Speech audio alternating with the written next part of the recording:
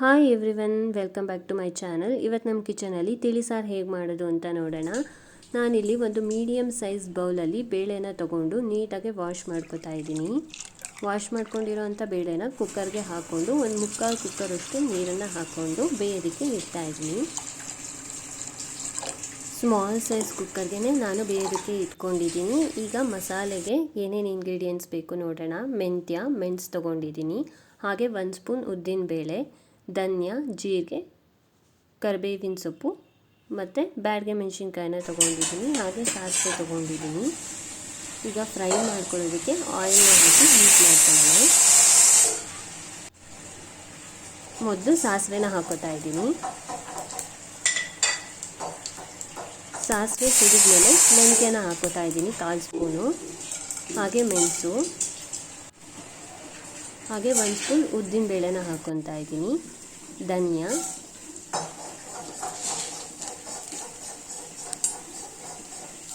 ಎರಡು ಸ್ಪೂನ್ ಧನಿಯಾನ ಹಾಕ್ಕೊಂಡು ನೀಟಾಗಿ ಫ್ರೈ ಮಾಡ್ಕೊಳ್ಳೋಣ.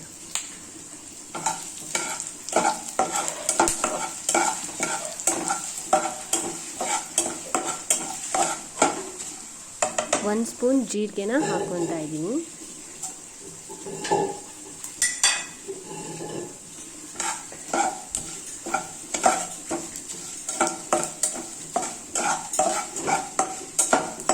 ನೀಟಾಗಿ ಫ್ರೈ ಮಾಡ್ಕೊಳ್ಳೋಣ. ಈಗ ಕರಿಬೇವಿನ ಸೊಪ್ಪನ್ನು ಹಾಕ್ಕೊತಾ ಇದ್ದೀನಿ.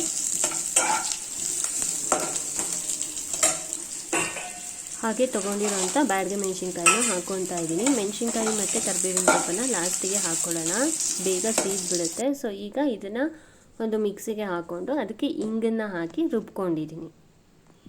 ಒಗ್ಗರಣೆಗೆ ಏನೇನು ಇಂಗ್ರೀಡಿಯೆಂಟ್ಸ್ ಬೇಕು ನೋಡೋಣ. ಕೊತ್ತಂಬರಿ ಸೊಪ್ಪು, ಮೆಣಸಿನ್ಕಾಯಿ, ಹಾಗೆ ಸ್ವಲ್ಪ ಹುಣಸೆಹಣ್ಣನ್ನು ನೆನೆಸಿಟ್ಕೊಂಡಿದ್ದೀನಿ, ಹಾಗೆ 2 ಟೊಮೆಟೊ ಕೂಡ ಹಚ್ಚಿ ಇಟ್ಕೊಂಡಿದ್ದೀನಿ. ಈಗ ಒಗ್ಗರಣೆ ಹಾಕೋದು ಹೇಗೆ ಅಂತ ನೋಡೋಣ.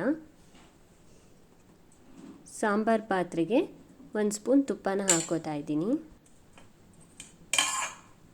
ಹಾಗೆ ಸ್ವಲ್ಪ ಆಯಿಲ್ನ ಹಾಕ್ಕೊಂಡು ಹೀಟ್ ಮಾಡ್ಕೊಳ್ಳೋಣ. 1/4 ಸ್ಪೂನಷ್ಟು ಜೀರಿಗೆನ ಹಾಕ್ಕೊತೀನಿ, ಹಾಗೆ ಮೆಣಸಿನ್ಕಾಯಿ,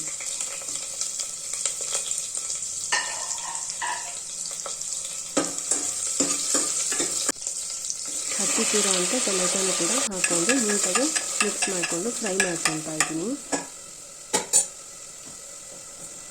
ಚೆನ್ನಾಗಿ ಒಂದು 5 ನಿಮಿಷ ಮಗ್ಗಬೇಕು.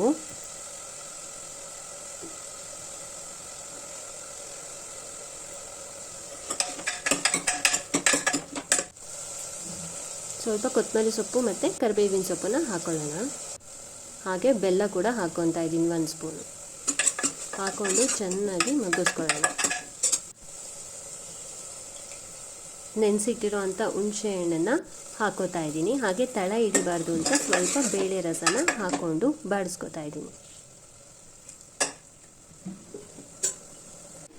ಸೊ ಚೆನ್ನಾಗಿ ಫ್ರೈ ಆಗಿದೆ ಒಗ್ಗರಣೆ. ಈಗ ಬೆಂದಿರೋ ಅಂಥ ಬೇಳೆನ ಹಾಕ್ಕೊತಾ ಇದ್ದೀನಿ. ಹಾಗೆ ನಾನು ರೆಡಿ ಮಾಡಿ ಇಟ್ಕೊಂಡಿದ್ದಂಥ ಮಸಾಲೆ ಪೌಡರ್ನ ಒಂದು 2ರಿಂದ 3 ಸ್ಪೂನ್ ಹಾಕೋಬೋದು. ಹಾಗೆ ರುಚಿಗೆ ತಕ್ಕಷ್ಟು ಉಪ್ಪನ್ನು ಹಾಕಿ ನೀಟಾಗಿ ಮಿಕ್ಸ್ ಮಾಡಿಕೊಂಡು ಚೆನ್ನಾಗಿ ಕುದಿಯೋದಕ್ಕೆ ಬಿಡೋಣ.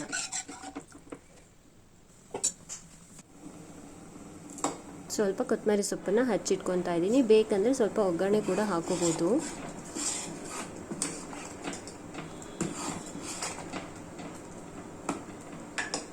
ಸಾಂಬಾರು ತುಂಬಾ ಚೆನ್ನಾಗಿ ಬಂದಿದೆ, ಕಲರ್ ಕೂಡ ತುಂಬಾ ಚೆನ್ನಾಗಿ ಬಂದಿದೆ, ಚೆನ್ನಾಗಿ ಕುದೀತಾ ಇದೆ.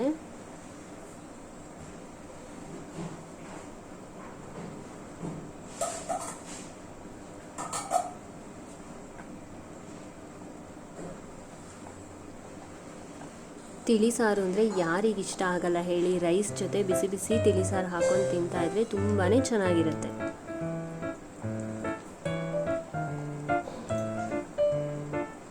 ಚೆನ್ನಾಗಿ ಒಂದು 2ರಿಂದ 3 ನಿಮಿಷ ಕುದಿಯೋದಕ್ಕೆ ಬಿಡಿ. ಸೊ ತಿಳಿ ಸಾರು ರೆಡಿಯಾಗಿದೆ.